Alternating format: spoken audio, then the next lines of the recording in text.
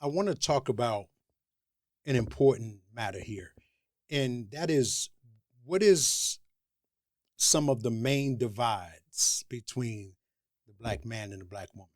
There's so many different variables that come into play when it comes to the division that's taking place more and more through from black men to black women. And I want to point out one of the areas that I believe is a major cause in this divide.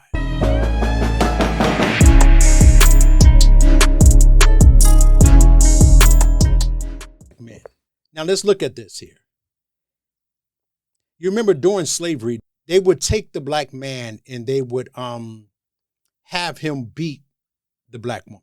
And this would do a couple of things. It would show that he can't help you, and it will cause a divide between you and the woman. Now let's fast forward today.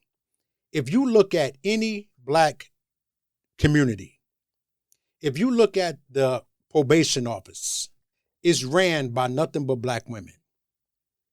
The child support office is ran by nothing but black women.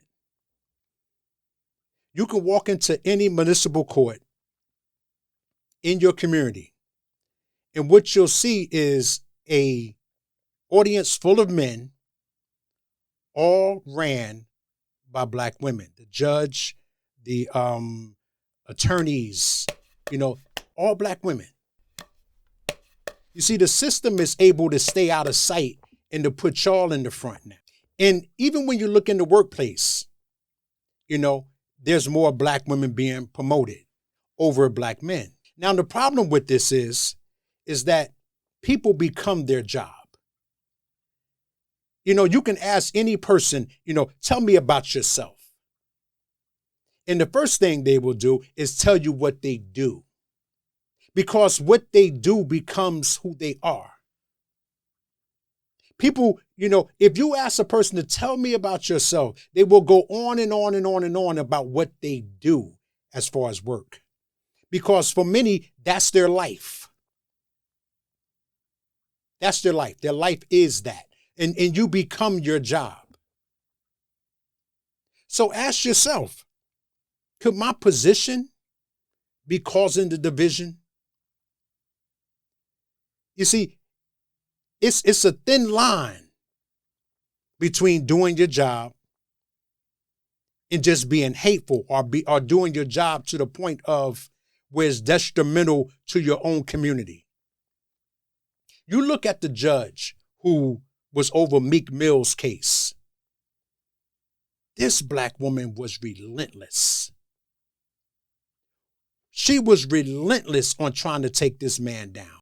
And it seems like the more relentless you are toward your own, the more you get promoted. The more you get rewarded. People, we can't keep falling for the smoke and mirrors. I understand you got a job to do. But like the scriptures say, what would it profit a man to gain the whole world and lose his soul? Is it worth such a disconnect between you and your community because you got a job to do? You know what? I remember I got a job one time as a car salesman. And while being at this job, now I've ran my own business for many years, but I took on a job as a car salesman at one time in my life. And this business was destroying my spirit. This business was crushing me because I could not be that diabolical just to sell a car. These people would high five one another on how they got the person to pay more and how they get a bigger commission. I understand. But you know what? I come from a place of family business where we like to provide a win-win situation. I believe you can do business, but make it a win-win situation. You got something you need. I got something I provide. Make it a win-win. You don't have to lose yourself to do a job. And I worked there, I believe it was 2 months, and I was out because this is not something I could do. If you're in a position that you know is causing division between you and your community, then you just need to find another job. You need to do something that's going to make you to the point where you don't lose yourself or lose your soul. Because at the end of the day, it's not worth it. It's not worth the paycheck to look back and see. Like right now, you got these the RICO charges going on with the YSL, Young Thug. Again, a black woman trying to use all the lyrics against them. Now, if they need to go to jail, if they did something wrong, by all means, they need to go. But since when? I mean, we don't go to Stephen King for all the crazy movies he make and hold these things against him. We don't go to Hollywood and do this, but all of a sudden now we want to take people's lyrics. Entertainment. It's called entertainment.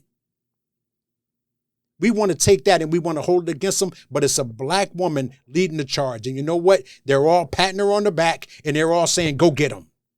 You think about this. You can go to any probation officers. They got young black women over these big men, over these grown men. And these men got to humble down. And these men got to hold their hat in their hand while under threat of, I'll send you back to jail. Really? Who do you think is doing all the write-ups at work? Who do you think that they get the sick on you when you're out of line? They use your black woman. And you don't understand that this is causing a huge divide amongst your men because you're so venomous in your position? You got to reevaluate. You got to ask yourself, can you do your job but separate it? Can you still be effective at what you do without pushing so hard to belittle your men?